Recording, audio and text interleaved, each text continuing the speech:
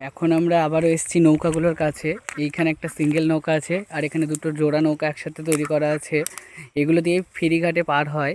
তো এখন একটা নৌকাতে উঠবো, দেখো তোমরা। প্রীতি সেটাকে এখন টেনে নিচ্ছে নৌকাটাকে, আমি এখন নৌকাতে একটু উঠবো। এইটা ছাড়বে। আমরা এখন নৌকাতে উঠবো, এটা নৌকা নোঙর।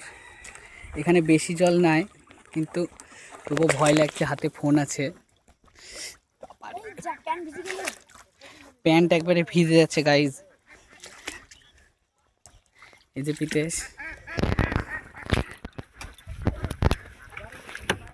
ফাইনালি উঠে বললাম নৌকার উপরে। এখন নৌকার উপরে